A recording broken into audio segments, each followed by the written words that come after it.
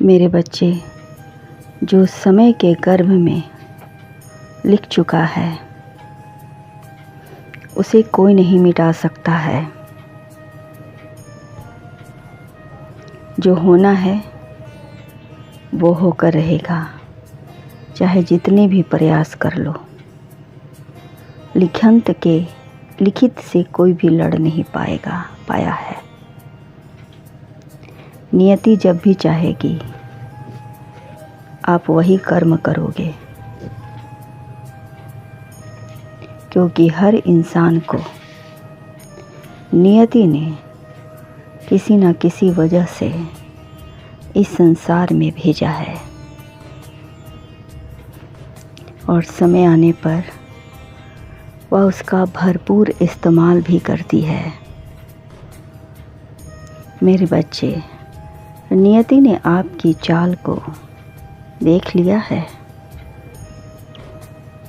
आप उसके लिए खास हो, इसीलिए उसने तुम्हें सुखी रहने का मौका दिया और तुम वह प्रयास कर पाए जिससे तुम जीत गए। किंतु समय के कालचक्र के आगे बड़े बड़े, यहाँ तक कि ईश्वर भी उसका पालन किए हैं। मेरे बच्चे, तुम्हें भी उसके आदेश का पालन करना होगा ताकि इस संसार को यह स्मरण रहे। मेरे बच्चे, मैं तुमसे प्रसन्न हूँ, तुम्हारे कर्म से प्रसन्न हूँ। तुम सबसे संसार में आए हो, जब से संसार में आए हो हर पल कुछ नया किए हो और तुम्हारी प्रयास सदैव यही रहेगी कि सभी खुश रहें। किंतु ऐसा नहीं हो पाया है मेरे बच्चे। कोई ना कोई दुखी दिख ही जाता है। दुख होने की वजह है उनके कर्म में सही ना होना, उनकी सोच का तालमेल ना हो, मिलाना। अच्छे लोगों के काम में सदैव रुकावट डालना। बहुत से ऐसे कारण हैं जिसकी वजह से आधे लोग दुखी हैं और आधे खुश हैं। बहुत से लोगों को सब कुछ मिला है किंतु न उन्हें शांति मिली और न संतुष्टि मिली, क्योंकि इसके पीछे का कारण है उनका नज़रिया, सोच का। वो हमेशा सोचते हैं थोड़ा और मिल जाता तो अच्छा था, थोड़ा और मिल जाता तो अच्छा था। उनके अंदर संतुष्टि नहीं, लालच भर भर के पड़ी है।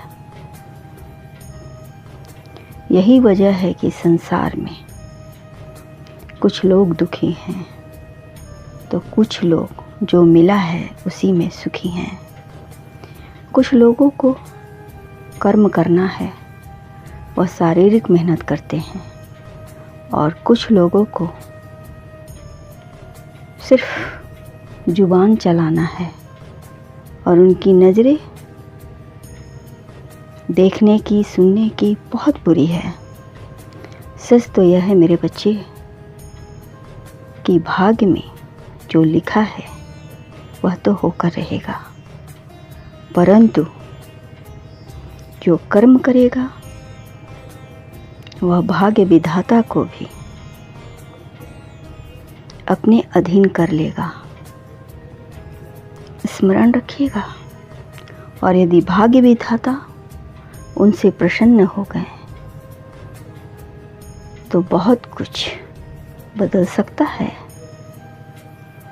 और इसके लिए आपको धैर्य, संतुष्टि, लोगों के प्रति विनम्रता, दया भाव आदि के लक्षण होने चाहिए। जहाँ शुद्ध विचार हो, कर्म की प्रधानता हो, वहाँ कभी कुछ गलत नहीं हो सकता है। वहाँ तो ईश्वर का भी आशीर्वाद प्राप्त होता है। मेरे बच्चे, मैं आपकी कर्म निष्ठा से अच्छी है, लोगों को भलाई करते देखी है। आप हमेशा दूसरों की इच्छाओं का पालन करते हैं, कभी अपने बारे में नहीं सोचते हैं।